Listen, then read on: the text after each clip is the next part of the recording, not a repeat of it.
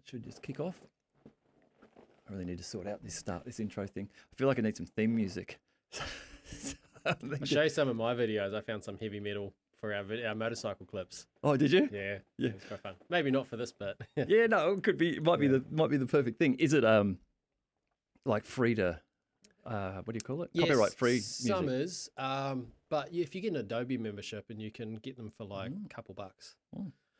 So that's just generic stuff, and you kind of type in what vibe you want it to be, like moody or angry or whatever, and it brings up a whole bunch of freebies.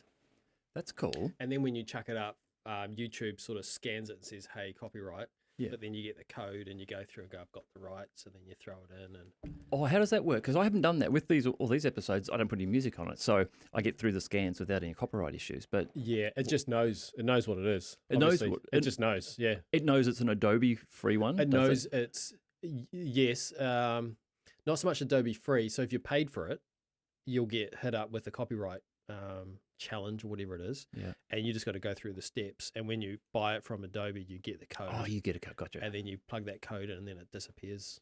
Wow. Overnight. Well, that's cool. Yeah. So And so that's a couple of dollars for a license, and that's a wide range of music, is it? Yeah. So all my motorcycle clips, all the videos that I do, I've got dozens of songs. They're only a minute or not too long, so they're not huge. And it just gives the atmosphere, right? So it's not completely quiet. But there is free stuff. But I think as soon as you start making money off it, then it potentially you lose the ability to monetize on that video or something like that. So that's cool. So what's your YouTube channel where your motorbike videos are? Well, yeah. So we started off as a bit of a fun group of idiots with the Wild Hogs. So you've seen the movie? No, I know of the movie. You know the movie. So you've got John Travolta, you've got Martin Lawrence, William H. Macy, and Tim Allen. Yeah. And so they're four middle-aged guys on Harley Davidsons. And so the idea is they get together. One of them is sick of his life sort of thing and wants to go have an adventure. So as it stands, there's four of us. Dan, and there's a couple others. We're all kind of middle-aged. I'm the youngest. And so we said as a joke, the Wild Hogs. So we have T-shirts and stuff because we've done the trip. So coming back to the name of the channel, we didn't really want to call it the Wild Hogs. One, because we're not all on Harleys, and two, copyright and all that sort of stuff. Yeah. So we haven't sort of formally released it yet because we're kind of stuck in between. So we've kind of going from Mad Bobs, which is middle-aged blokes on bikes. Nice. We talked about like the Bad Lum Bastards, the old sore back. So we haven't really lifted off yet. But the goal is to video our trips. We're off to Australia in September and maybe just get a few views that way and maybe make a buck or two to fill the tank every now and then. But yeah, you can do it. You can totally do it. Where's the route planned out for Australia? Where are you going? So funny enough, with the Australian one, we sort of have Hogs HQ, and we sit down, we plan what we want to do for the year. And one of the guys, so Dan, came along and said, "Hey, I want to do this thing in Australia." We hadn't even seen it. We went, "Yep, cool, we'll do that." And we sort of agreed, and we looked at it and saw the price and the dates. And what it is, it's something called the Fink Desert Rally, which is a race. Yeah. And I've never heard of it before. Of course, when Dan said it, I'm like, I know what that is. No idea. And it's kind of thing like the Baja California or that desert racing. And so you just go into Alice Springs, fly in there, borrow the bike, rent the bike, stay in the hotel, ride out for a day in the desert, camp under the stars. They provide all the equipment, hopefully snake and spider free, and then get on right back. So it's 2 full days of desert riding, which I think will be enough for us because we're used to the road. And so is that a whole bunch of people that are competing? Like what number of? So there is a race, but we're just doing the experience. So we're just going on at our own. Like the guys that do it, they're like Paris to Dakar bike riders, that's professional that style, and they're doing 200 clicks. And one guy's like, "Oh, over the years I've broke this. He's in the hospital bed, like next to dead. Yeah. And it's pretty crazy stuff they do. So we just go in there to do the middle-aged bloke on bike style. That'd be a heap of fun. That'd be real good fun. Yeah, it's all about experiences, right? Yeah. And trying different things. Is that the only spot you're going to ride? On that trip Alice Springs? Yeah, that trip's just go over there. It's completely different to what we've done in the past. We usually do, we circumnavigated North Island and the South Island, and now we're doing gravel to kind of open up more. Yeah. And then this one here was just kind of like, hey, you can rent bikes, let's go do that. Have you filmed all of the ones that you've done? Yeah, most of them. Yeah. Unfortunately, I get a lot of grief for this. We had this one moment coming over Arthur's Pass out of Christchurch, and that day was my leg. So it was up to me to do all the route planning and all this. And I convinced the guys to go. Originally, we were just going to go Methven to Kaikoura. Yeah. And I don't know if you know Christchurch that well, but it's a pretty boring trip. I said, look, we've got to go over the Arthur's Pass and I think Lewis Pass. It was a big day, would have been one of our biggest days. And they're like, nah, not going to do it, not going to do it, not going to do it. And I eventually convinced one of them. Once you get one more, the others kind of fold. Anyway, so it was my day to do the planning and I'm rushing out and I've got my GoPro on my helmet. I've got the drone and all that sort of stuff. And usually what I do at breakfast is I have to change the camera filter on the GoPro from a sort of dark to a daylight. Oh, yeah. Forgot to do it. Oh, no. So we're coming into pretty much the top of the pass and there's no visibility, just fog. You can barely see the hand in front of you. Like trucks are appearing out of the mist like ghosts. And we're all connected up on the microphone and I can hear, again, Dan comes up a lot on this, hear Dan just going nuts, just screaming, going, oh my God, this is amazing. And we're like, what the hell's going on? Like he was ecstasy. And we come in over this hill and I can't see them because they're far ahead. And just out of nowhere, the mist just clears. Kind of like the Simpsons, just the clouds disappear. And it's just this massive sort of void of land and valley. And it was just phenomenal. Yeah. Like it's the sort of thing I'll probably never see it again. And we're all yelling and screaming, going, this is amazing. I'm like, I got it on camera, guys. I got it on camera. So we get to the stop, have a look, and just white, just complete white. I had the wrong filter the whole time, and it was overexposed. Nothing. I got the sound, I got the audio. Nothing on the video, just totally overexposed. Totally overexposed. Oh, that's a shame because I was thinking if there's a little bit there. Some of the AI tools now are pretty good for video processing. There might be a little bit, maybe. You'd be surprised what might be there that you don't see that's actually there in the data. It's worth having a look at. Yeah. But it's like there's the little video switcher I've got here. It's a Blackmagic video switcher. Yeah. They also run a range of cameras, but the software they provide, their video editing software, it's just awesome. It's free. Anyone can get it. It's just amazing. I have to give it a crack. So I might get them off my back for a wee while. Yeah, man. But they've just released in the audio space anyhow, they just released some noise cancelling audio. It's just meant to be amazing. Okay. You'd have a lot of noise in the background. You just run it through, put it on, it'll filter it out, and you just end up with voices. Focus on clearing up the voices. Yeah, it certainly sounds pretty good. Yeah. So the same thing with video, you must be able to do. I haven't looked. I haven't needed to. But it would be worth having a look at because it was just phenomenal. All it was is I could have left the setting on auto and just let the GoPro do its own thing. I got these filters, and for the morning you put on this, and for the evening put on that if it's dark, and it just looks cool. Yeah. Kind of like John Wick. You can get some really cool tunnel blues going on and stuff like that. But yeah, it's important to change it over. But the point of that story is that I was doing the route planning, gas stops and all that, because we have had an incident in the past where one of us ran out of gas. Another person was like, yeah, there'll be a gas stop somewhere, and there wasn't. So yeah, I just ran out of time, forgot, and that's a shame. So yeah. Oh no, good on you. I look forward to see some of them. Yeah. I've actually got to upload them. The one thing that sort of stopped me on the last couple is we do a few overtaking maneuvers. We had to go overtake this almost like a B train, and it was hauling. And you didn't quite realize how fast it was going. You're like, geez, it's a little bit harder to get past than I realized. And you end up, doing some numbers, and I haven't quite managed to blur. Haven't quite blur. I've done it on all the other stuff, but it takes a long time. It's about an hour and a half of footage of the whole trip to go through and blur out every little spot. It takes a bit of time. So, what are you using? What software are you using for your video? Mainly just the Adobe suite. Oh, that's good. That's good Premiere stuff. Pro. Yeah, perfect. Yeah, good stuff. Yeah, it's all self-taught. Takes a long time. So it pumps up some pretty good stuff. Yeah.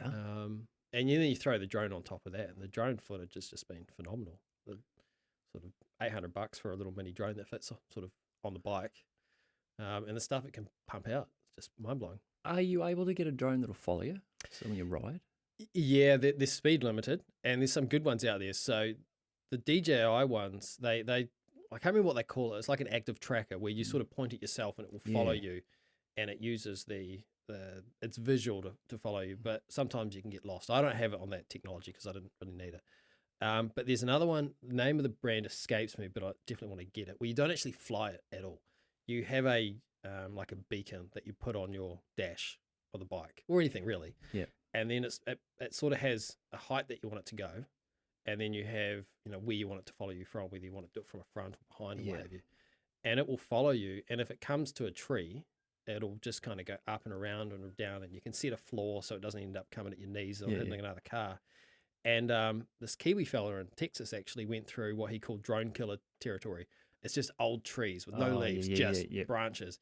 And he went through there, and the whole thing comes in, it stops, Found and its it's way like, through. can't do it. So it goes over top, comes down, then it comes down. And a couple of times he lost it. But I guess the issue is that bikes can go faster than drones at this point in time. But the short answer is yeah, there's some good technology out there. So Yeah, pretty cool stuff. I saw something that blew me away a couple of months ago out somewhere in Ukraine. I think it was friendlies. I'm pretty sure it was friendlies. So, yeah, it was either a Ukrainian guy against other Ukrainians or it was a Russian against other Russians. I don't think it was one against the other. But you just get the view from the drone on the ground, and the thing just picks up and then goes flying out. And then there's sort of an armored personnel carrier or something out there, like six big wheels, heavy kind of thing. And this thing and there's some guys standing around, and this thing just goes, drops down to ground level and just sneaks under the vehicle and sits down under the vehicle. Wow, yeah. And like these dudes have got No idea. Yeah, just no idea. It's pretty terrifying. So with me, I'll send my drone up and I'll know it's up there. I can't see it or hear it, but I know it's there. So imagine knowing that there's something up there that can turn around and drop something on you. Oh, man, there's this guy who I'm just started to try to contact. I absolutely love to get him on here, Patrick Lancaster. He's an American dude who's embedded with the Russians in the Donbass, and he's a journalist. So he's a frontline reporter. Wow. He's just reporting what's going on.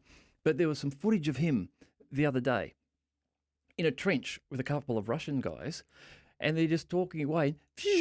Oh, of course there would be, yeah. And real close. And you can see him going, fuck. And one of the Russian guys, he's obviously pretty seasoned. He's like, yeah, it's not too close. It's not too bad. And they were like, get outside. You hear something comes over the radio. Is it one of ours? No, get out there. And there's a drone up there, a Ukrainian drone up above them. And they're trying to hide from it and find it and shoot it down. And Yeah. Well, I'm just while I am in the artillery for New Zealand Army, as a reservist. Oh, right. So I've been there about 5 years now. It's not a lot happening. But when we're on this side and we're sending rounds down range, I mean, you've got forward observers that are watching with binoculars. Yeah. But in the future, it's just going to be some dude next to you going, plug these numbers in, and that's how it works. Just remove the forward observers and just put drones up in the air. That's exactly what I was doing. Watching some Ukrainian guys with a big gun, like not an M777 or whatever, those big things, a bit of a howitzer kind of thing. Yeah. And they're talking away to each other. And one guy's here with the little Mavic DJI on his mobile phone stuck in there, and they're just going, talks to him in Russian or Ukrainian, and then off they go. And then they're like, it's done. We hit it. Yeah, well, the issues they had with the DJIs, supposedly the Chinese were selling the Russians or giving the Russians the reverse engineering technology. So what happened is at the early stages of the war, the drone pilots were sending it up, going out there, and then they were able to get the Russians were able to do their, what's the word? That signal jamming? That's opposite, but yeah, there's a word that comes from signals, but it comes... Yeah, come to me later. And they're essentially getting the information from the drone, and then you can then see where the drone come from because they've got a map on it. So then they go, well, that's where the drone pilot is. Yeah. So we're going to hit aim for there. So now you had to get the drone pilots had to run into the middle of a field, chuck it down, run away, take off. But then they started getting the non-Chinese branded ones. I think the American ones, so they were a little bit safer. Right. Yeah, I know that they do that even with incoming shells. They have the different radar systems which will track when a shell's coming in, and then work out backwards. Oh, that's about there. So send a response over there. Yeah, they've been doing that. That's why I'm no military expert, but I have sort of been quite interested in the artillery side of it for obvious reasons. And the Ukrainians were sort of doing the hit and run tactics. So you usually have a battery of a whole bunch of guns firing in opposition, and the radar can pick up and triangulate, blah blah blah. But then to do that, you sort of need, particularly on the Russian side, they need a counter battery system, which has got a number of artillery guns on the other side. So what the Ukrainians are doing are hit and run tactics. So they couldn't really pick them up. So it's not really something that I'm a strong expert in, but certainly reading a lot, seeing what's happening probably from journalists that you mentioned and things like that, and sort of finding out. Oh, Patrick Lancaster, he's good. I Well, he's just come back. Apparently, he's been all back at home with his wife and kids. He's just gone back like 2 days ago. And it must have been almost the day he went back that I contacted him. I found an email address and sent it to him and said, hey, check out my channel. I'd love you to come on, like, and I know it's going to be a struggle. You probably won't have any internet, but if you get a chance, let me know. I'd love to have you on the show. Anyhow, he subscribed to my channel, but hasn't replied to the email. I figure he's at least had a look and he's subscribed. So, yeah, I'm going to keep trying to chase him up. The person to speak to. And yeah, it'd be terrifying. I mean, oh, my God, it would be just insane. Like, so you've done some work with artillery. You've been there while the thing's been firing from your side. Even what's that like? What's the shock like from that, going off near you? Funny you say that. So the first time I went down, the very first time I went down to Wodu, to do it, because we did all the dry fire up here and you go down and do the live fire. We had 4 guns, I think, set up at the time, and they're all spread out a couple hundred meters. And I knew the bang was coming from the other guns, but involuntarily I just kept sort of would react. I'd imagine. And of course everyone's just ripping the shit out of me. And I'm like, oh, this is cool. I'm sort of listening to the radio, waiting to hear the command to fire, because I know other guns are going to go off. And sure enough, I know it's coming, and boom, and then I get a bit of a shake. But obviously that disappears pretty quickly. Well, but yeah, it's a pretty epic feeling to do something as unique as that. To be able to do that takes a lot of time and expertise in order to sort of step out of your day job and go and practice, and then fall into that position where you actually get to pull the titty, as they call it. It's a little knob, and you sort of pull it back, and then the round goes. It's pretty awesome. But of course, you don't, for the most part, see what happens at the other end. You just see it go. But if they're doing what they sort of a 7 charge, which is the full distance effectively that you can fire from it. The recoil on these guns are huge. If you're standing behind it, you're toast. Yeah, it just destroy you. Are these mortars or what? So we have mortars as well, but the guns, the 105 howitzer, 105 millimeters. So the shell circumference is about that. Yeah. The cart case, which is where the charge bag goes, about that long. Then you got the projectile, which is about yay long. So they don't actually. The thing I was surprised with the most is that this thing's kind of holding together. If you sort of hold one end, the other end falls off. It's not like a bullet. No, it's got a separate charge that runs up behind it. So what they do is it comes with 7 bags, and the sergeant will get told, charge 5. So he'll just pull out. They're all like tea bags stuck together. Rip out. They'll sort of leave 2 hanging out. So 2 minus 5, 7 minus 2. Sorry, you got 5 in there. They'll rip them out, and then you sort of load them up and send them off. And I mean, these gunners that are down there now, I mean, they do that 3-4 times a year. So that's a bit old school for them. They're kind of used to it. And for me, it's still a novelty. But now you kind of got to play it cool when you go down there, because otherwise you're that reservist on Instagram, sort of taking photos and looking like a complete moron. So. Oh, I think it'd be a great experience, because I don't think you can. I don't think you can even imagine what those things sound like when they're going off, unless you're there. Yeah, well, you double bagged, so you got earbuds in, and then you got your your earmuffs on over top. Yeah. If you're lucky, you'll get some of the electronic ones, so you can at least hear what's going on. So we have sort of in the army, they call it a UD, which is unauthorized discharge, and quite often you get it at basic training. You pull the trigger and you shouldn't have, and you get charged, and you got to do flagpole duty. Thankfully, I never had that. But one thing I was terrified of was sitting there with, can't hear a thing, because you're sitting right next to the gun, is doing a UD on a gun. Like, it's a little bit different to accidentally firing around down range or something like that. And I got the command. So the first time I ever got to pull the thing, the sergeant calls fire, and I'm like, say again. He's like, fire. Pull it, and it goes boom. So it was pretty exhilarating. Yeah. You get bored after a while, of course. You wake up in the morning, there's snow on the gun, on the barrel. It's another woe to winter. But you can't do it in the summer, because it sets half the place on fire, supposedly. So. Yeah, true. How many rounds can you fire before they start to heat up and Jeez, I should know this, but it's been a while.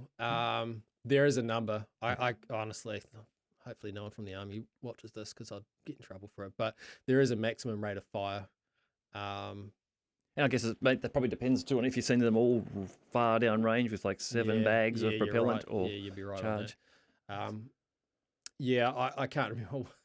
we're not exactly the most well-resourced or funded army, so typically they probably wouldn't want to go too much. I can't remember what the number is, but yeah, there is a certain amount, and the mortars as well. I haven't actually had the pleasure to drop a mortar into a barrel because every time we show up to do our, the reserves rock up, we sort of show up, leave on a Friday night, and leave, arrive and then leave on the Sunday evening or lunchtime. They typically do the mortar stuff during the week, so you can take a couple of weeks off, but when you only have 4 weeks annual leave a year, you got kids at school, so there's 12 weeks of school holidays that you kind of got to manage. Going down to huck around some mortars is hard work, but it sounds pretty impressive. But it's probably the one thing I need to do before I leave the army is drop a mortar down the barrel. So well, they sound like they're powerful. I was just reading or hearing somewhere about some of the caliber of the mortar rounds are huge. Some of them are really big. Some are, yeah. So we've got 81 millimeter.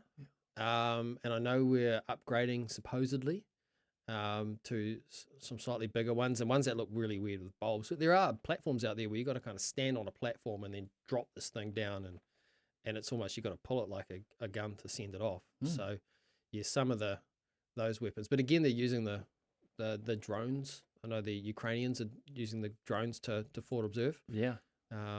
So they're sort of doing hit and runs and stuff like that. But the drones they're going to change the face of war. I think we're seeing that now. I guess we always kind of knew it, right? Because we had drones. I mean, you got the Predator drone, which is a big plane, and then it kind of made sense that you're just going to get something a lot smaller and a lot more nimble. But that's the thing. I think it's those small ones. Like you can imagine now, like urban warfare, where you're walking around buildings, looking around corners. Well, now you'd have your drone guy at the back flying around the corners and checking out, and going up to the second story. Any snipers up here? That's I'm sure if it hasn't already started or making progress, will be just silent ones that go up and you just can't even hear them. Yeah, imagine that. Yeah, well, and tiny ones. They're talking about. Well, they're already building them, but like a dragonfly size thing, which has got a camera in it. You just send out a swarm of them. Yeah, we've seen the Black Mirror version of that. Is it Black Mirror, or it might be a sort of like a short film where they set up a bunch of drones, little tiny drones, and they go through and they blow up into a university lecture, and then the rest go through and then start knocking people off. Oh, might have been Black Mirror, but little bees. Kind of, yeah, and they were just hunting people out. And the whole concept of that Black Mirror episode, I think if it was, unless I'm conflating two, but if you watched the video or liked the Twitter app or something like that, then you were then a target. And then the whole concept is that you're not supposed to watch the video or like the tweet or something like that. And then, people watched it and then they became targets. And then it's all these people. And then eventually some moron at the very end looks at one and starts freaking out. And sure enough, he comes and gets topped by this AI recognition mobile device that's flying around. It's quite interesting. Well, that's feasible. You could do it now. Yeah, and you would imagine it'd be pretty soon. It'd be targeted to your scent or something. They get some DNA. They figure out what your sweat smells like, and put a little scent sensor on it, and it would just go into a mall and ignore everyone else and just go, "Oh, you're the one. I'll blow up near you." Pretty terrifying. But I mean, the one thing I learned starting the army is that shotguns are against the Geneva Convention, I think. At war. Yeah, I think you can use them to enter into rooms, right? Shooting doors open, but from memory, you can't use a shotgun against a human being in a bona fide war. Otherwise, it sort of must fall into that illegal weapons category. The rules of war, hey? Yeah. How weird. Yeah, it sort of makes sense, and it's the same with. And again, I don't know how much I'm talking about my ass on this because a lot of this was interesting. So you got the full metal jacket bullet that goes through you. It's designed to take you out of the conflict more so than kill you, if that kind of makes sense. Ideally, because it's more of a toll on you if you've got to now have 4 guys carry you off the field. Yeah, if you're dead, they can keep running. Yeah, from a Geneva Convention. I don't know if it's Geneva Convention, but I think the hollow points that kind of mushroom and just destroy you. They don't want that. Yeah. So it is. Yeah, if you look into the rules of war, it is. It's interesting. It's odd. We can send a 150 millimeter shell down and land that on you, but you can't shoot you with a shotgun. Yeah. Okay. Yeah, it is bizarre. So again, I don't know if I'm completely talking about my ass, but I remember that's one of the things we learned amongst other things. But that was one of the more. I remember telling the story saying, "Oh, you can't use shotguns," and someone's like, "Well, you can. Yeah, you're not allowed to, but whoever wins kind of writes the rules, I guess." So. Yeah, Yeah, it is interesting. The whole Ukraine war. It's hard to believe that it's hard to believe there's a war going on in Europe. Yeah. And a full on With trench warfare. trench warfare. Some Yeah. of the most entrenched defensive positions on the planet. Mm. And that's where they're fighting right now in there. Yeah, it's odd. There's a couple of good articles. Some Kiwis over there at the moment doing some reconnaissance. I was reading a really good New York Times article about an embedded reporter who was there, and there's a Kiwi and a couple. I think he was actually worked with that Dominic guy who's, excuse me, I can't remember his last name. Is the Kiwi soldier that died over there. He was working with him. They were good Was that the one friends. just this week? They found the body. They found a Kiwi body in I Ukraine. don't know. I think. Yeah, Ah, I don't know if it's the same one. That may, yeah, I don't know. I've potentially missed that, but and they are sort of for the kind of Foreign Legion, but forward reconnaissance or intelligence, and they go forward looking for where the Russians are, and then kind of crawl back, share the information. But it sounds freaky, man. yeah, you got to be wired a particular way to want to go and get into that. Yeah. So Because it'll be all good fun until it gets to the point where, oh shit, I'm actually getting shot at close range, or the shells are landing right near me. And I guess if you look On from me. the New Zealand perspective, is that, you know, if you join the army, for most people that join the army, well, no, I don't know, most people that join the army actually want to get involved in conflict. And if you've been training your whole life, and I don't know, I try, and when I talk to the artillery guys, when we do the exercises with the full-time guys, like, what do you guys do all day? And they kind of, oh, we take the gun out, we clean it. Okay, so that's 20 minutes, half an hour. What else you do? Oh, take the gun back and clean it. I'm like, what do you do all day? And I just can never get a straight answer out of them. I just don't know if they know what they do all day. Army, man, it's a lot of waiting. I think that's just traditionally, like generally, it's a lot of waiting around. Well, a lot of waiting, but if there's nothing actually happening, yeah, you're not waiting for anything. You're just kind of doing your job, hoping something happens. But there's a lot of exercises. So I could imagine if you've spent 10 years in the army, doing nothing but drills, nothing but training, education. But you'd be keen to get out there You'd and be keen to see sort some of do action. it. Yeah. Oh, you can imagine it, totally. Yeah, And I think, obviously not a lot of people are rushed off overseas, but you know, there's a few that have, and all power to them. yeah, I wonder how they go with actually doing that. Because my understanding is that the Ukrainian army isn't taking like New Zealand soldiers. No, You would need to resign your job or get some exemption or something, and then go as a they're doing mercenary or You're whatever. kind of doing it under the radar. Yeah. Yeah, there's certainly nothing formal about it, and I think they've been instructed not to go. So I think the people over there are on leave or something like that. Yeah, I guess that's it. On your leave time, perhaps you can do that then. Wow. You're not so much from the New Zealand standpoint. I don't think they're too happy about it. But if someone really wants to go, you can't stop them. Yeah, and I've seen it on YouTube. I've seen quite a few guys, all sorts of Americans and British and South Africans and all that, Aussies and that have gone over there doing that. Yeah. All power to them. And it's a horrible scenario. I mean, I was in the boat. I never thought the Russians would invade. I didn't think it would happen. No, I didn't either. I thought there would have been more willingness to negotiate at the start. You know, like I thought like the West would have said, well, hang on, we don't want to get into a serious fight here with Russia. Let's just talk this out and figure something out, you know. But no, didn't happen. Yeah, it's a lot of history there. I don't understand a lot of that, the whole Eastern Europe. It's all a blur to me. I've never been there. I've only, you know, obviously was mortified when it happened, and you know, it just kind of follow the news like everybody else as much as you can, and then naturally, of course, you sort of, you know, life goes on a little bit, and you kind of keep an eye on it every now and then, and it's not like as consuming as it was at the start. So, you know, I was listening to a commentator the other day saying, you know, that like obviously Ukraine is needing the Western support to be able to stay in the fight, and he was saying one of the concerns is that after a period of time, and if Ukraine starts to suffer some losses and get pushed back, that the media and then the West might just start to lose a bit of interest, and then suddenly Ukraine's not getting the support they want, and then it could be all over for them. yeah, You know, they really need to keep that Western engagement up to keep the. definitely. And now there's the British are sending tanks. Like 12 or something, 16. They need 1,000 or something. But if you get some from here and some from there, but that Russians aren't too happy about that. No, but I heard that, like you say, they need thousands to actually go and fight and beat the Russians, I think. But someone, again, was saying the other day that perhaps what they're actually using them more for is just more for defence, just to get them in there in some of the areas they're trying to defend. Instead of actually being an aggressive attacking force of these tanks, it's just another way to try and defend an area. Yeah. Ooh, sorry, I'm going to grab some water.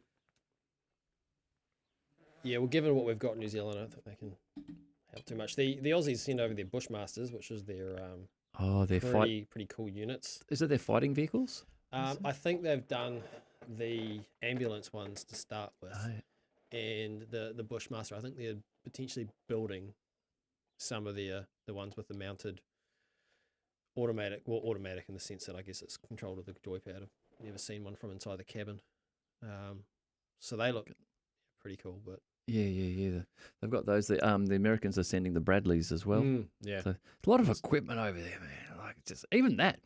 For the Americans, it must be a great learning to how to ship that much stuff over to Europe. Well, they don't bring it back. We learned that from Afghanistan. No, leave it there. Yeah, but that because they haven't had a war in Europe for 60 years since World War II. So I guess in some respects, there's some guys there who are going, "Oh, this is great learning for us." You know, we're figuring out. Yeah, well, they've got their bases in Germany still, though, I guess. So then they've probably. I think there's a lot happening behind the scenes that don't, as a public, in terms of. I think the Polish wanted to send over their fighter planes. Is it fighter planes? Something like that. And, there's some talk that there's already been a lot of Polish involved in the fighting for Ukraine. Like we were saying before, guys from the army going down. Apparently, there was some reports a month or so ago that the Russians were saying wherever they were fighting, they weren't hearing any Ukrainian talking. It was all Polish. All Polish, up north somewhere. Yeah, they were a heap of Poles over there fighting for them. Yeah, there's a bit of bad blood there, I presume. I think they hate each other, the Russians and the Poles. I was sidetracking a little bit. My friend got me into Jack Ryan, the TV series. Oh, yeah. Have you seen it? Jack Ryan? No, I haven't. Yeah, it's a, I want to say Tom Clancy. Yeah, I want to say Tom Clancy. Yeah. And the third season, which I don't actually know when it had, I just binged it because, Home Alone. The third season was all about Russia and Russia being in Ukraine, but I'm not entirely sure if war had broken out when they were filming. I think it was all about Russia sending troops to Ukraine and all that sort of stuff. Right. It was interesting, put it that way, because it was about this case, was it Czech Republic joining NATO and all. It was it's very relevant. Yeah, and it's such a there's so much history there. There's so much bad blood between some of these nations because of the old wars and old wounds and land, which people say, well, it was traditionally ours. Yeah, except that 200 years before that, it was traditionally ours. And then 100 years before that, well, hang on, we had it then. Yeah. I'm completely ignorant to a lot what happens over there. I've started watching YouTube clips, and it's probably like 15 minutes of animation of old wars. Oh, yes. So yes.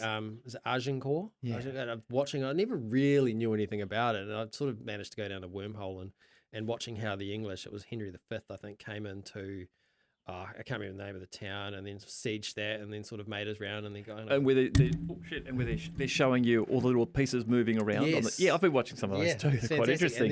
And there's a good one about World War II. It's like World War II in 40 minutes. Yeah. And it's got the map of Europe, and then it shows the Axis and the Allies and the Russians and their troop count, and you sort of see the numbers going up and down, and then eventually go down. Then the Russians come in, and then the Americans come in, and they'll sort of get squeezed around and. It's the sort of thing that I've never really just put in one place. Yeah. So sit down. You'd struggle to think that 40 minutes of watching a map could be interesting. A map of Europe. Yeah, it could be interesting, but it is. It is. Yeah, it is. And then I think it's all the same people. So then you watch that one, 5 more come up. You're like, all right, well, I'll watch that. Have you ever listened to Dan Carlin and his Hardcore History? See the guy with the beard? Has he since died? No. No. He's I'm thinking the comedian. Oh, I'm not sure. Yeah, no. I reckon you would love it. Okay, Dan Carlin. Dan Carlin, Hardcore History. All right. If you can find it, you just check it out on a podcast app. There's some on YouTube, but not his whole, not all of them. Oh my God, he has just got the best voice for history.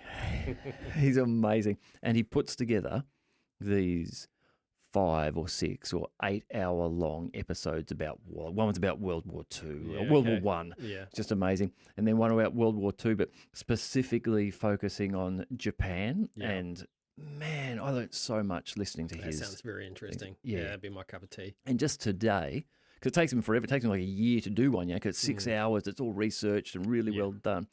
Just today, I saw a new one has come up, and it looks like this might be real old school, maybe Spanish Armada, like from just from a picture. I didn't check it out at all, but tonight I'm going to sleep. I'm going to listen to it. I'm going to check it out. It's Dan Carlin's good.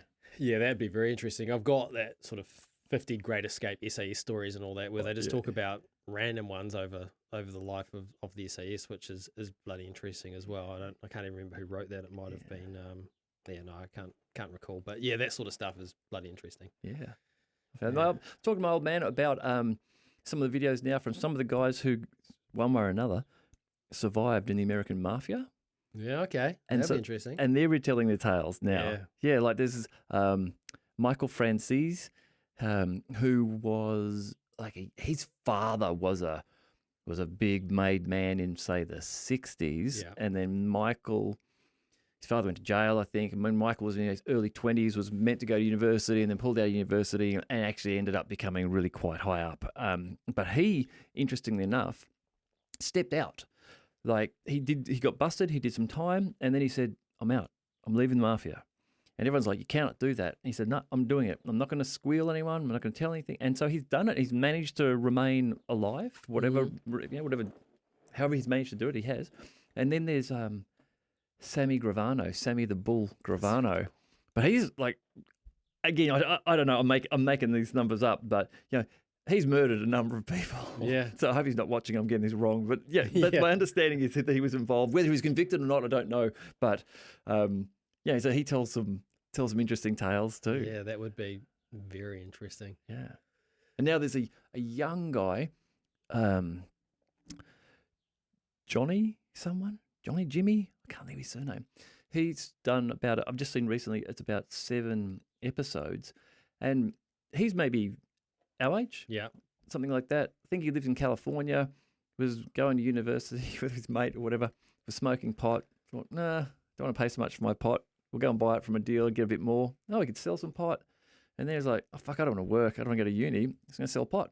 And so he started selling pot, and then went to a party, met some guys who were from the East Coast, and they're like, where'd you get this pot from? I was like, well, I can get it for you. Okay, if you can get it for us, these guys are in the mafia over there, send it to us. And so now suddenly he's making thousands of dollars a week and all this. And he grew up, he's a whole story of how he grew up this little drug empire, and then how he got busted, and these deals he did with the police or the cops to get out of stuff and what have you. Yeah, interesting too. America's definitely an interesting place. Fuck yeah. Yeah. Spend a little bit of time there. It's some nice people. But where have you been? I lived in Oregon for a year, which is a cool place. Went to school there. Did you? Yeah. Bit of high school up there, and it's a pretty cool place. But even you've got some pretty extreme views in Oregon. Yeah. So I can only imagine what it's like sort of further inland. Where is Oregon? So Oregon's North California, south of Seattle, or okay. south of Washington, I should say, sort of on the Pacific Northwest. There's only a couple million people. Portland is the main, Oregon, Portland is the main one there. So it's sort of very progressive. Don't think a US presidential candidate has bothered showing up there for 50 years or something, because it's pretty much a guaranteed Democratic tick in the box, and the Republicans aren't going to waste their time. So it's that sort of place. It's a cool place. On the coast? Yeah. Is it? Yeah, right on the coast. So there's what do the Oregonians do? There's Tillamook Cheese Factory, which does the squeaky cheese. I don't think it's just isolated to them. You eat it, and it's like putting your hands down a chalkboard. It squeaks against your cheese and your teeth. And my friends say, you got to try this, and I'm doing this, just getting the shivers going. Like I've taken what's gross on the outside and put it in my mouth, and now I can hear that horrible sound of someone doing knife or something against the plate, like in my head. No, it's phenomenal. Squeaky cheese. Squeaky cheese. I've never heard of it. Yeah, gotta check it out. I've never come across it since, so I don't know. I think it is a thing sort of globally, but they have one on the coast. It'd be funny. There must be like the town councillors in Portland, Oregon, are going, what are we known for around the world? And they'll be going, what? Squeaky cheese? We do way more than that. Yeah, I'm trying to think what else is there. Well, Portland's obviously very progressive. Some good food out that way. They don't have an NBA. Oh, no, they got the Portland Trailblazers. I think they're still there. Mm-hmm. They always move around, but I think the Trailblazers are still there. No NFL, no baseball. They're a small place. I think it's maybe the size or the population of the South Island potentially. Oh shit, that's pretty small. Or is it New Zealand? I can't remember. It's pretty small. Yeah. Just going off track again, but going back to the population size of New Zealand, I'd read somewhere that South Korea, similar population. North Korea, similar population size, but they have a standing army of 1 million people. Yeah. How effective they'll be is a different argument. Yeah, but it was interesting. They said, obviously they're that way because they were doing a comparison between New Zealand and North Korea. A guy called Perun who does this great military analysis on YouTube, and was just saying, well, New Zealand has had no reason to build an army, where North Korea has, but that's it. They're like 20% of their population's in the army. Yeah. Well, I think our defence force is maybe 10,000 ballpark. I don't know, something like that. Yeah. It's not very big, but we're not a combat army. We're defence force. We're there sort of support and logistics. So. But that's a pure example of adaptation or evolution. For nations. Like you sit out at the bottom of the ocean over here, the planet. No one really cares about you. No one sort of seems to see you as a primary resource target to go after. Why would you build a massive army? Yeah, well, it doesn't make a heck of a lot of sense. So leaves you exposed, of course, if anything happens. But I think a lot would have to happen before we need to do that. Although in saying that, I mean, arguably everything's happening is more financial these days, so sort of financially taking over the world. So yeah, it's interesting with the Marsden Point oil refinery here, which has been closed down. I don't know a lot about that, but yeah. So a couple of things that I've seen pop up about that now. Well, one, because of Renee's business with kombucha, so carbon dioxide is part of the process with all the brewers. And they're all struggling at the moment, and prices are going through the roof to get carbon dioxide. So how do you buy that? Is it gas? Or? Yeah, but gas bottles. You're getting gas bottles. And it was produced at Marsden Point. That's now stopped. So now it all has to be imported. And they haven't ordered enough. There's there's suppliers issues. So that's becoming a problem. Also, apparently, the bitumen product that we would use would normally have been refined there and refined to a particular quality. Now they're starting to say that they think that some of the problems occurring on New Zealand roads, where potholes are appearing more quickly than they should be, is because we're importing bitumen, which isn't to the same standard, and using it, and it's just wearing out faster. Yeah. So. Yeah, New Zealand roads are interesting. Although South Island, I have to say, on our motorcycle trip around the South Island, those roads are phenomenal. Are they? Absolutely phenomenal. It's a different type of grit. I don't know if it's more alpine-y. Yeah. Oh, yeah, in the alpine areas, they mix other stuff into the roads as well. Like they actually mix little plastic beads in do they? Yeah. To allow for the thermal expansion and contraction, like night and day through the alpine areas, which the plastic might give you a little bit more grip. Well, it's physically just looks different. Oh, yeah. Looks a little bit grayer, lighter. Lighter is probably the better word. Yeah. You sort of jump on that, and then you get back into the North Island, you head sort of out east up to Napier, and it's a bit interesting up that way, that's for sure. Mind you, they had a few storms, we took a few back roads, but it's like night and day on the roads down there. Yeah. I know, I've just driven around a car. I've thought a couple of times, I wouldn't want to hit that on a bike. No, it's where the comms come in quite well. The person at the front sort of, they're certainly calling out your sacrificial rider. Holes, yeah. We actually had one instance where we were riding and we're just coming into Napier before Napier. It'd been a This is where you need the drone. Send a drone out in front. Oh, yeah. With some AI that goes, pothole. Yeah, it would be. Well, yeah, it's probably coming with all the Teslas around there now. They can sit there and pick it up and then share the information. Yeah. So it would help. But we had one of the guys say pothole center. And for us, that meant there is a pothole. So go to the center, or saying the pothole's in the center of the road. Yeah. So if sure, me and Dan go into the middle of the road and go through this massive pothole, like bang, both of us hit it. And Dan's on his Harley Davidson at that time. He ends up doing pretty much a Superman off the bike. Oh, shit. We have to pull over and his handlebars are like fully bent forward because he's running 8. I think he had the 8 bars or whatever they're called at the time. Oh, yeah. I'm my sort of adventure bike, so I've managed to handle it all right. But yeah, spent a bit of time only getting this bike back up to speed, at least getting the bars. Because that pothole, geez, man. I mean, we knew it was coming. Man, we just didn't know where it was. that's totally got to be a whole business line in the near future as a safety thing for your bike, that you have a drone and it flies in front of you and it just reports back to you and tells you, hey man, something There's coming something up. coming. I think we're getting closer with that Waze app where people can report potholes. Oh yeah. That social media platform. But coming back to the vehicles on the road, like most of the cars these days, the new cars have got cameras on them. Yeah. And you've got the Teslas that use their neuron system where supposedly they'll learn from each other. I don't know how it works. But do you see information like that? Like, do you No. get, No. But the information is there in the sense that these cars are all recording the roads. So it can't be far away until that information is converted and says, okay, there's a pothole, ping that up to some central database. Yeah. And we're all constantly getting that information would be helpful. Like a Tesla bike, that'd be awesome if all the Tesla cars are feeding that information back to the bike. So you're riding along on your bike and you just get some sort of indication that, hey, there's a pothole coming up real soon. Yeah. Well, like I say, the technology exists from the Waze point of view. If you jump on Waze and use that instead of Google Maps or Android or whatever, you know, if someone feels like telling you there's a pothole there, it's there. Right. It's not that useful in a car, I guess. I mean, you might save your car. It's not going to kill you. But on the bike, it would be quite helpful. Yeah. Hell yeah. Particularly when you come around a corner. So, yeah. Yeah. So the person that rides in the front does take the life in their own hands in some circumstances. I mean, we've come around corners and there's a landslide going the other way. And you're thinking, geez, if you're going the other way, like, you just got to be smart about it. So, yeah, I suppose that's the thing. And I guess after a period of time, you kind of get, you know, your own capabilities. You don't go too hard, I suppose. Stop just being joyriding around. And yeah, that's the good thing about our group is that everyone clearly wants to arrive. Full stop. What sort of gear do you guys wear, protective gear, in terms of pants and jackets? The adventure bikes these days, or the gear that we have sort of, you know, there's a lot of Gore-Tex and Kevlar and there's sort of soft padding or hard shell padding. But the soft stuff is supposedly when it feels when it impacts, it goes strengthens. hard? Yeah, it goes hard. Yeah. So I don't really know how that works. Non-Newtonian fluids. Is that what that is? Yeah. Have you ever made oobleck for your kids?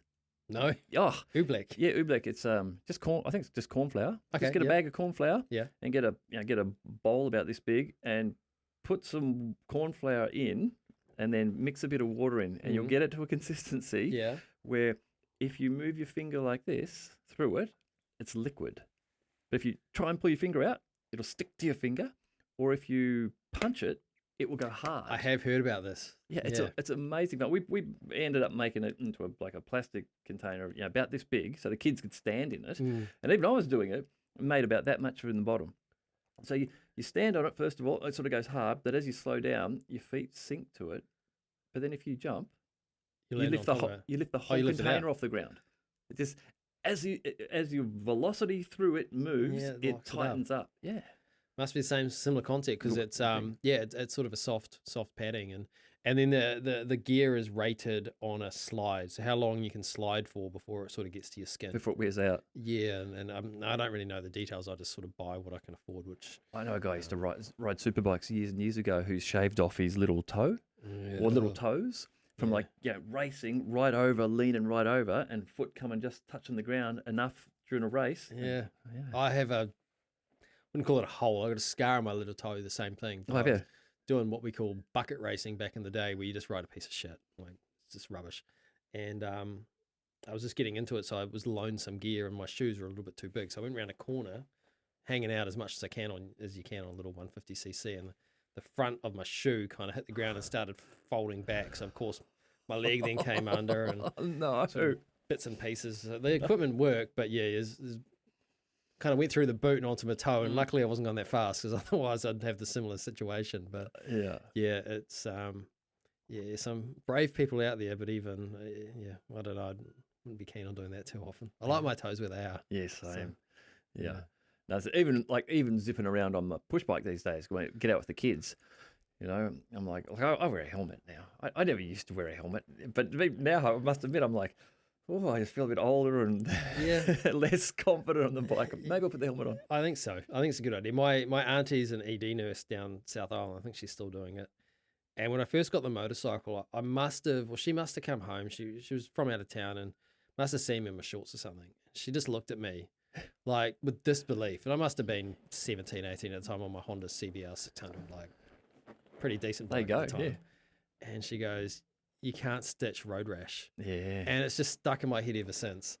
And for the most part, yeah, I'll go put the gear on because all I can think of is just you're having that, I don't know what you call them, that sort of sandpaper thing that spins around and you carve stuff on them, or Yeah, woodworking. lathe or sander or something. Sander or something like that. And if you put your hand on there, you end up grinding to your knuckles. I just thought of that in the grand scheme of things. So I had a mate who years ago came off a bike wearing a pair of jeans. They cut his jeans off and all went through Stuck in went there, through melted. gravel, and Gravel. yeah, and so he said at the hospital, they give him pain relief, of course, but they had like a wire brush going up and down his leg just to get all the bits of grit out. and gravel out. Jeez, yeah. Yeah, ouch. Yeah, I do. I feel for, like, coming back from Brazil recently, everyone's on little motorcycles, little motorcycles, because it's a mode of transport. Yeah. But it's super hot, super muggy. So they're all in shorts and t-shirts, Yeah. and a lot of them are delivery drivers and stuff like that. So everything's sort of delivery. My partner's like, "Oh, if you were over here, you'd do the same." I'm like, no. And then I come back home, it's like 35 degrees. I'm like, "Oh, I'm not getting on my bike today."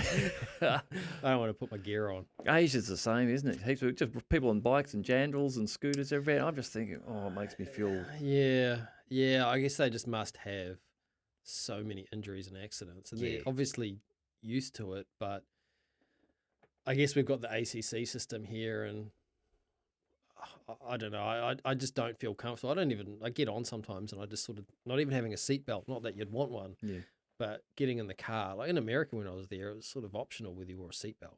Yeah, right. And I'd get on there and I'd put my seatbelt on, and they had 20 years ago, they'd look at me like I'm an idiot. But I'm like, I feel physically uncomfortable. I can't. No, I'll put it on. Seatbelt to me makes sense. I'm sure there's some old guys who are like, I don't want a seatbelt. But a seatbelt's like, well, yeah, if I do hit something, I think I'd rather be contained in the car than going through the windscreen.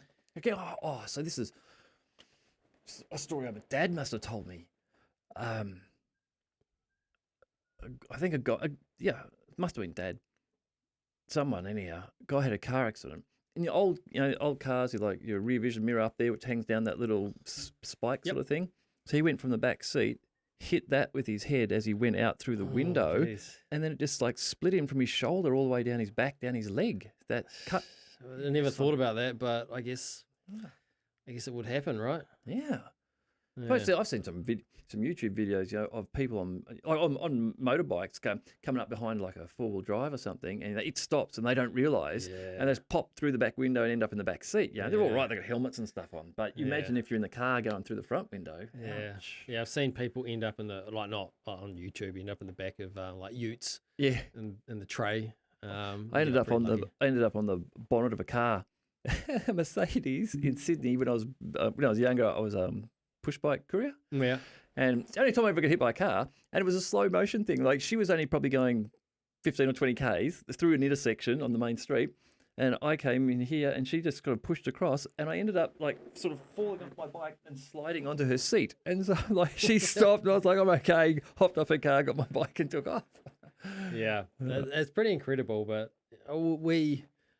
our group, we like to think, we are pretty safe. Because you just don't know what's around the corner. And at the end of the day, no ride is sort of worth putting your life in someone else's hands. Have you ever had a go on those Can-Am 2-wheeler, 3-wheeler things? 3-wheeler. I can see the appeal for some people, but I think that'd be fun. But I don't think real motorcyclists would consider you a real motorcyclist. No. Once we got waved at by one of those Yamahas with the little 2 wheels at the front. Yeah. Sort of gave a wave back, and we're like, oh, damn it was... Damn it, he tricked us. We waved at him. Yeah. Now he thinks he's one of us. Exactly. I don't know where those things sit. I've seen them. They're called Can-Am Spiders. I don't want to offend anyone. I do know some stories of people that are, and again, I don't mean to offend able-bodied people who use them, but they keep people riding because they obviously don't fall over. Yeah. But I've also learned of things called landing gear, which you aftermarket install landing gear on your motorcycle, and it's literally training wheels. Yeah. So so the bike's got your 2 wheels, and at about the engine level, so about your pegs almost, these 2 little wheels come out and touch the ground to stabilize you. Yeah. So imagine if your leg doesn't work, you get on your bike, Yeah. you ride off, and the landing gear pops up, and you ride, and then you slow down, Down, the landing it comes gear out comes again. down. Oh, It's pretty cool. I'd like that just for me. Yeah. There's a BMW, just a couple of years ago, they were building a bike that would keep itself up, just roll along and stop Yeah. and just stabilize itself. I'm surprised that hasn't turned up more. So when you slow right down, the bike just stays up. Yeah, I guess the technology's bloody impressive. I've seen the video of that one. Not sure the application of it yet though, because it's not really a hard sort of task, a burden to put your feet down.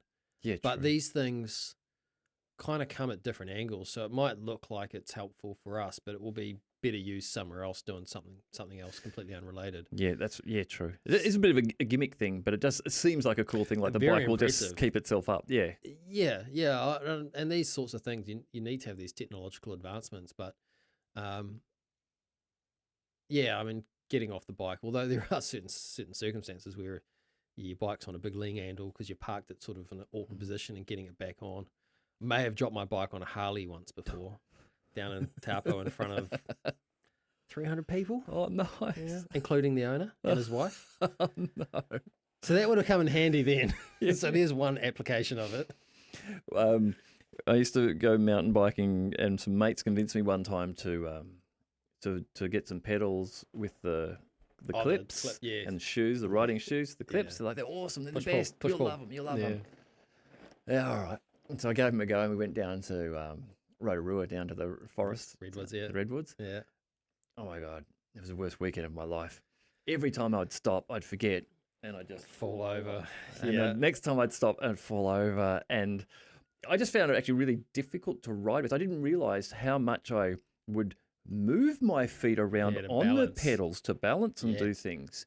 Definitely. And then I just couldn't do that. Yeah. They were great for jumping because the bike just stuck to you. Stay to you, you know where it is, yeah. And it's Which is good and bad. Yeah. Sometimes you need to get rid of the bike. That's true. Yeah. Yeah.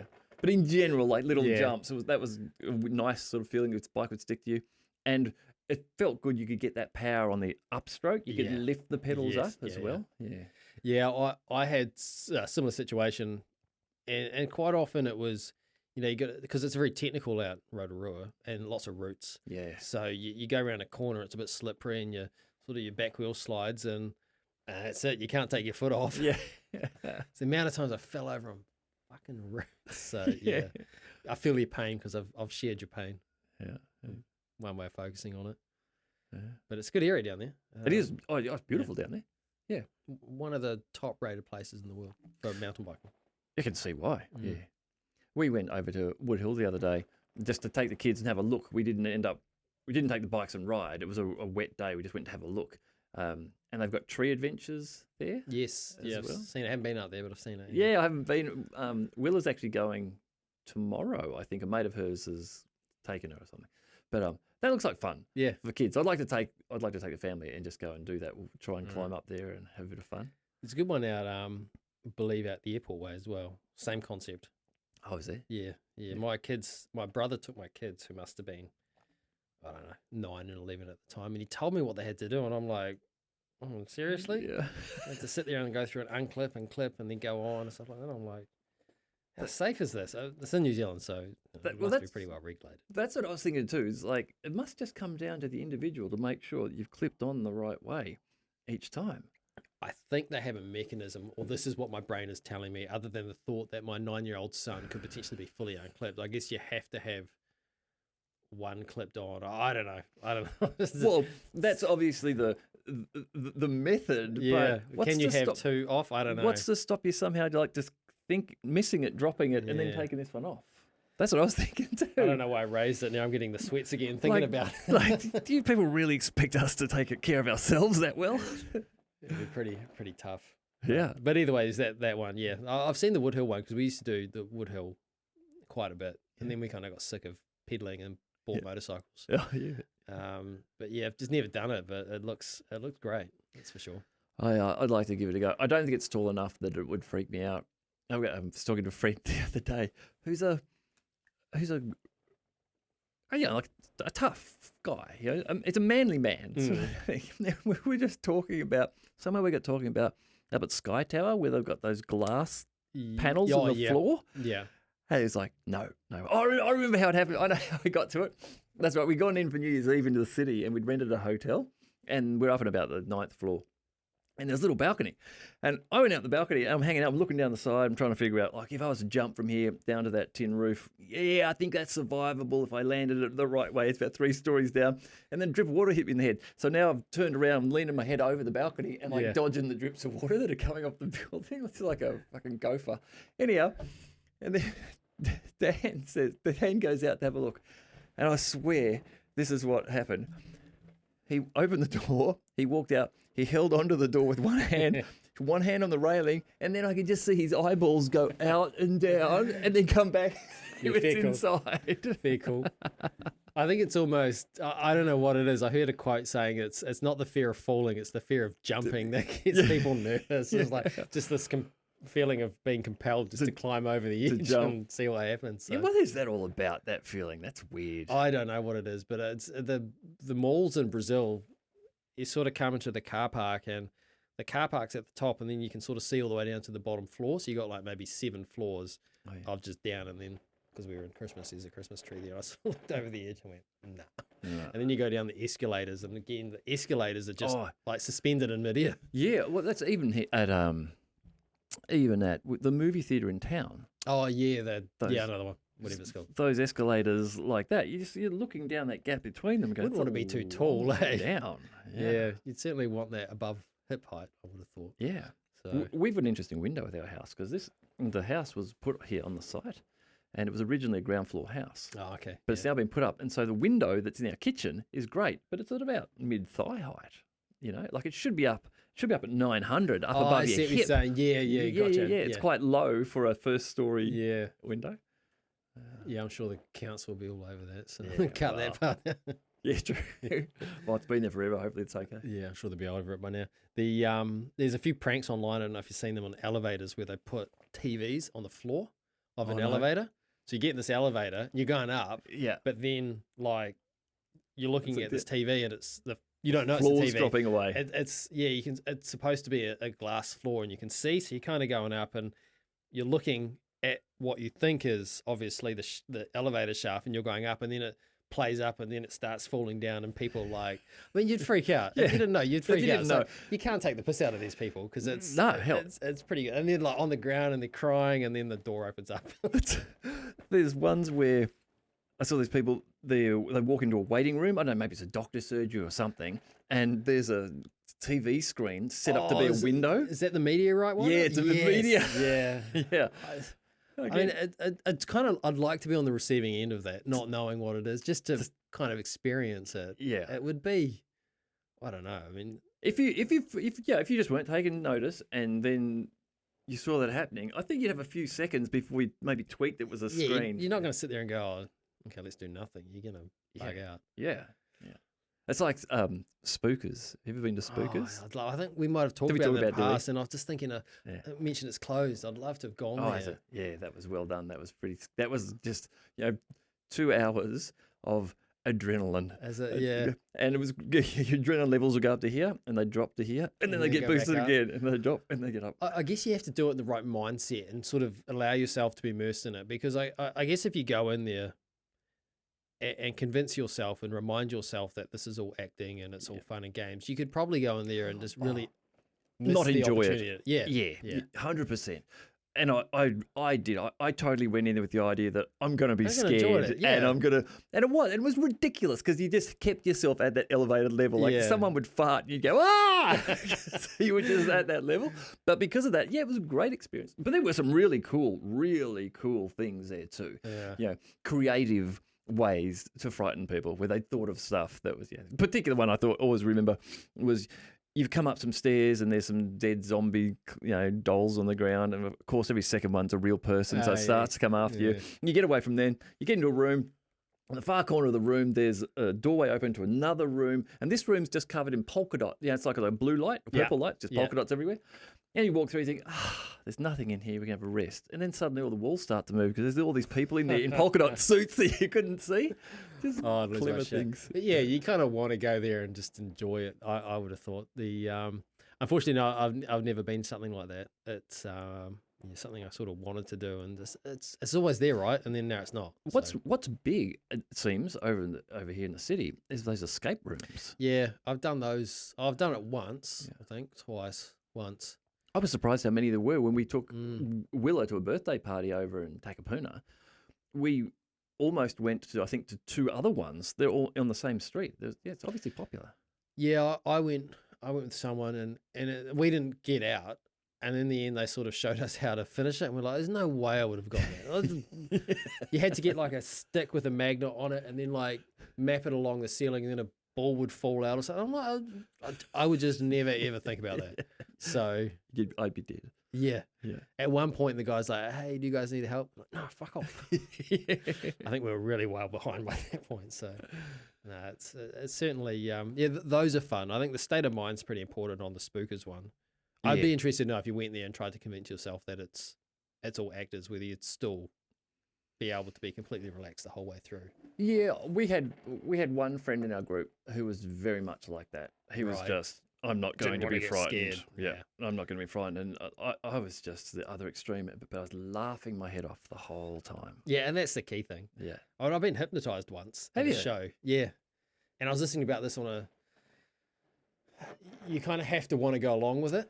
Yeah, right. And I was, again, listening to another podcast, and they're talking about how people end up being scammed. And often it's talking about the least or the easiest way to save face. And so when you're hypnotized, what this individual was saying is that you've got free will. So you can choose any time not to do what you're asked to do.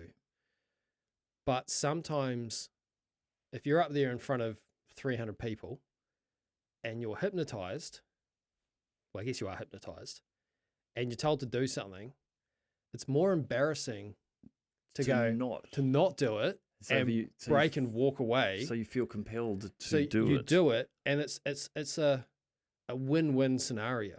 So the one I was listening to, which I was sort of thinking back to when I was hypnotized, is that let's just say you're up on stage, you're hypnotized, and you're told go to sleep. When you wake up, you're Britney Spears, and then Britney Spears comes on, you got to dance, and it's almost a no-lose scenario, because if you get up, start dancing really bad, people are going to love it. Yeah. And if you're really good, people are going to love it. Yeah. But if you're like, no, I can't do this, too embarrassing, I'm going to stop and leave, that's actually more awkward and uncomfortable than fulfilling the... I agree. I was at a party once and had a hypnotist come in.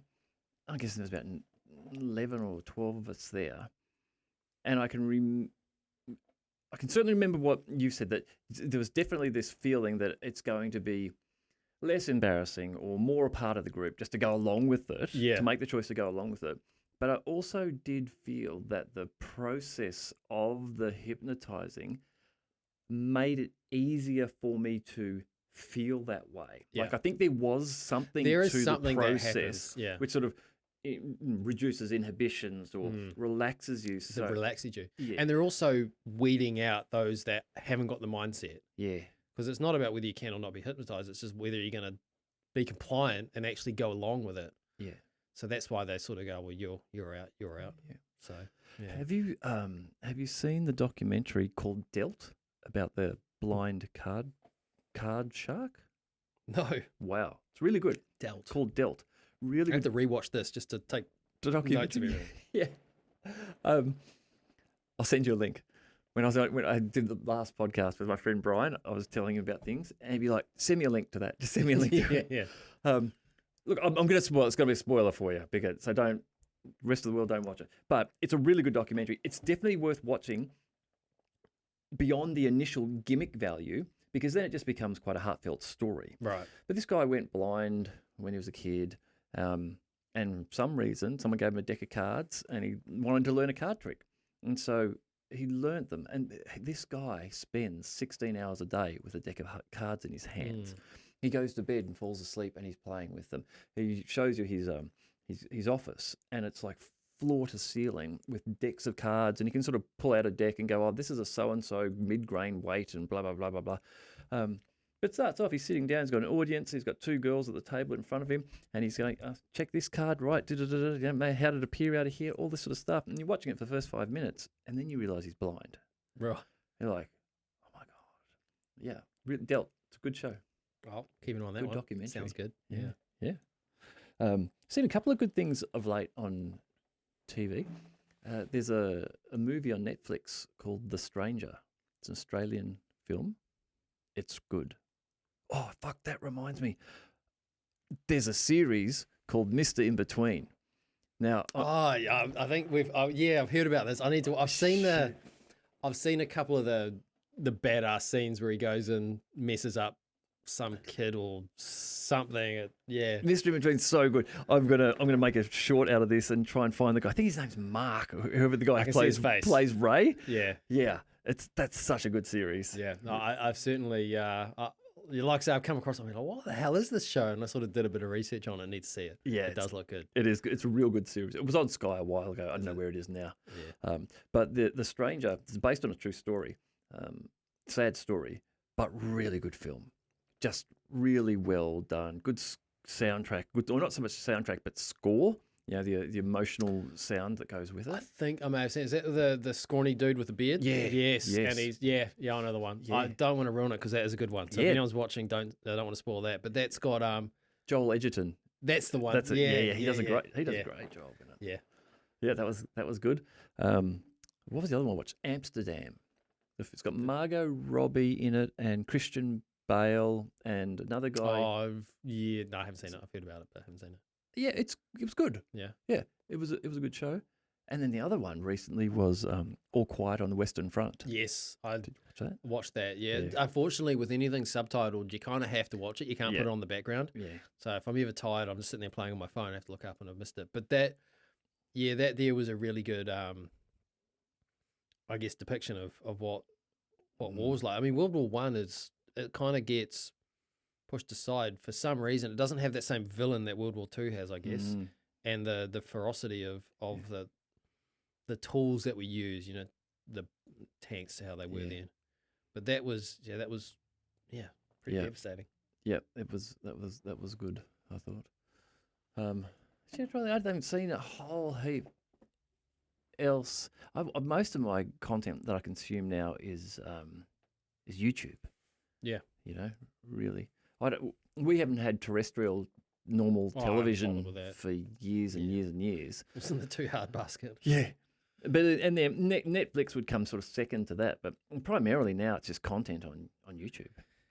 Yeah, I have to say, when I ordered the Tesla, Mm. I was just watching videos left, right, and center. Yeah. Just learning as much as I could about it. So when I got it, I knew everything it could do.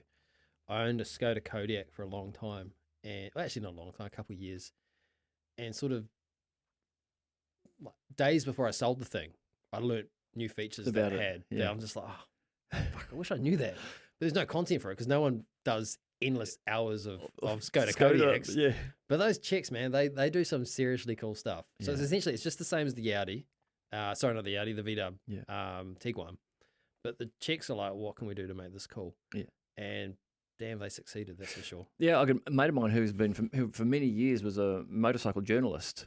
He had Skodas, loved them, thought they were good cars. You know, Mm. Oh, yeah, they're certainly good. I think the reputation, I owned it for maybe about a week. And it looks pretty cool. It was a sport version. It was black, nice 19-inch wheels, I'm going to say. And it's the front sport package. It just looked cool. yeah, And I got into a road rage incident with some guy in a van, and we were yelling at each other. And the motorway split off in two, and we got the window down, giving each other assholes. And just as we're about to split, he goes, "Well, fuck you, own a Skoda," and just left. And I was just like, "Oh, man, he could have said so many other things I wouldn't have cared, but that one cut deep." Oh shit, that's harsh. Yeah. I ever had one road rage incident. I was driving along. Oh, a bit of backstory. A friend of mine I was living in Sydney. He was actually coming to New Zealand. He said, "Tim, come to Sydney. Can I leave my car with you?" And I was like, "Sweet." I don't think I had a car at the time, or maybe my girlfriend did. Like, yeah, man, for sure. Leave it there. I'll look after it for you. And I won't even drive it. We did have a car, and that's right. And there was a problem with my girlfriend's car. And I was like, I'm going to take Dean's car to work. Yeah. So I take it to work. This guy just cuts me off coming down into the heart of the city, and then pulls in front of me hard on the brakes, because the lights are stopping. And so I'm just like, beep, beep, you wanker. So the lights turn green. His reversing lights come on. Oh shit. And I was just sitting there going, oh my God, this is my friend's car. How am I going to get out of this? Anyhow, so then he goes down, and gets stopped at the next set of lights. I go down and get stopped at the next set of lights right behind him. And I was pissed. I got out. He stayed in his car. I got around to his car, kicking the door of his car. I was going, "You idiot, this is my mate's car." Because the radiator's starting to leak and stuff. He had a tow ball on, like some serious damage. I get back in the car, light goes green, reversing lights come on again. Boom! Fuck. Second time in the car. He just then took off and went away. Oh my God.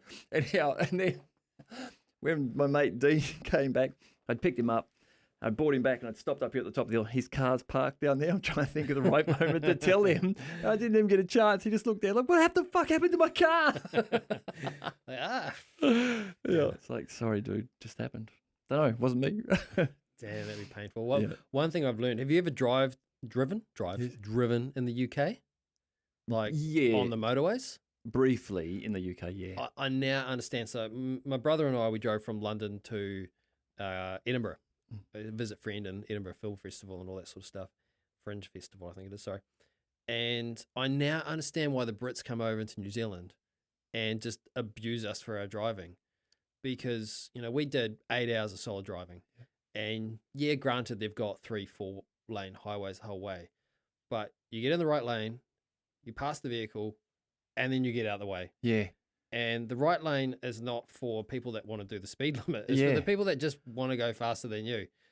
Granted, yeah, they do have wider roads, but I also think you can't undertake in the UK, which of course you can here. It's just road courtesy. It's the same in Australia. Same rules. Yeah. Right hand lane, you get booked if you sit in the right hand lane. If the police see you just sitting in the right hand lane, they can book you for it. You've got to get over to the left unless you're overtaking, going fast. Can't undertake. Really? Yeah. So I mean, obviously here you can. It's almost like the Wild West. Yeah. And so I came back from the UK and I'm like, I kind of get now. Like I had a few incidents where some Brit was giving me arseholes. I'm doing 80, well, say 90 and 80, and he wants to go faster. And I saw a bumper sticker or something that said, like, we appreciate the road rules, but some of us just want to break the law. Like, just get out of the way. So, well, okay, fair enough. Yeah. It certainly helped. I drove in France for a while on holiday. That was fun. Because their speed limits are 130 or 110 in wet weather. Some of their signs are 130, 110. But I was in there to hire a car on holiday, and I was like, I'm just going to take this thing. And I ended up getting booked one day. I considered it racing fees because the highways over there are just beautiful. They're like big 3 or 4 lane, 5 lane things. Going through the south of France in summertime, just fields on either side, no other cars around. I was in this little car that I had, Vauxhall or something. I was just going as hard as I can, my arm out the window, trying to get up to 200. I think I got up to 197 k's. It wouldn't get to 200. I'm like, nah. Anyhow, I come, and then out the middle of nowhere in the distance, rising up like this massive sort of like Arc de Triomphe shaped thing. It's just this big bridge that doesn't connect to anything. Like toll booth, like a monster toll booth kind of thing. Really? Yeah. And so from the distance, I can see, oh shit, there's a cop there. Well, actually, I didn't think shit. There's a cop down there, gendarme, pulling cars over. And what I noticed was there was already 2 green cars pulled over. And I'm in a green car. And I was thinking, this must just be a European thing. Like Mondays, they pull over all the green cars. And Tuesdays, it's all the red cars or something. Anyhow, I get pulled over. I pull over and I stop. The cop says something to me in French, and I basically said to him, I think something along the lines of, I don't speak to Frank, trying to say I don't speak French because I had no idea what I was saying. And so he leans in and he goes, France, 130. You, 180. Get out. Oh, really? Yeah. Yeah. Uh-oh. Yeah, it was a little roadside minivan, which was their office, kind of cubicle thing, and they took so many details. Mother's maiden name, mother's date of birth, father's name, date of birth, what's your address, previous employer. Honestly, you fill out a 2-page form of all these details. Did you lose your license? No, I knew that their speeding fines weren't too bad. It was a 900 franc fine is what we were fined, whether that was right or wrong, because the way they did it, they could tell I had no idea what the fuck was going on. I spoke no French.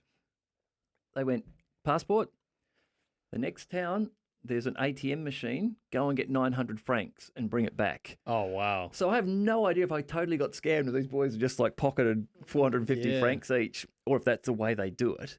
Yeah. I just like here, you wouldn't just go to an ATM and pay the No, cops. It would be a case of, you'll get a letter in the mail. But because I was a tourist, maybe like, fuck it, pay now, man. Yeah, it's probably way instant fine. My brother was in Mexico, and he was traveling around with a Mexican driver, and I think they had a few too many drinks, and they got pulled over, one Friday night in Cancun, and the officer, kid you not, put his hand out and he said, "Blow into my hand," and he goes, "All right, off you go." That was the alcohol test, and I'm pretty sure my brother's friend was pretty drunk. Yeah. Like, I joke about it now, but it was pretty inappropriate. But that was I went to Thailand and I ended up meeting this guy John, who would yeah, go for it, man. Who would turn up at my hotel or just down the road from my hotel. He couldn't actually turn up at the hotel because the hotel had their own little mafia of tuk-tuk drivers. Oh, yeah. Trying to walk out of the hotel. So, tuk-tuk, sir. No, I'm just going to walk. No, you can't walk. You can't walk. No, I'm going to walk. No, it's too dangerous. You can't walk. No, I'm going to walk. Anyhow, this guy would turn up and pick me up and take me to places around Bangkok. Like, we go everywhere. Like, let's go and have some fish and some seafood. And we end up in this little back alley place, like corrugated tin shed in the middle of Bangkok, thinking, and then they bring out these monster prawns and stuff. It was beautiful. But I'd buy him his dinner, buy him his food, and he'd have a couple of beers, and he'd get half cut. And he'd let me drive the tuk-tuk. So now he'd sit in the back, and I'm roaring around Bangkok in the tuk-tuk. Oh, that'd be fantastic. It was fun, man. Late at night doing dumb stuff there. It was fun. Yeah, I haven't been to that part of the world yet. I need to. I keep going back. So, as you mentioned, I lived in Oregon, so then I want to see my friends. So the next opportunity I go back, I live in Vancouver for a year and do some study over there. And then I end up going to the UK for a few months, and then I make friends over there. So the next time I go overseas, I kind of want to go see my friends. Yeah. So then you end up going back to these places, and you never really experience other parts because you get stuck in this loop of wanting to see your friends that you haven't seen for 20 odd years. So Bangkok is an amazing city. It's really dichotomous. Like you will have on the corner, like a flash black marble store with massive windows and Lambos sitting in there and Ferraris and that.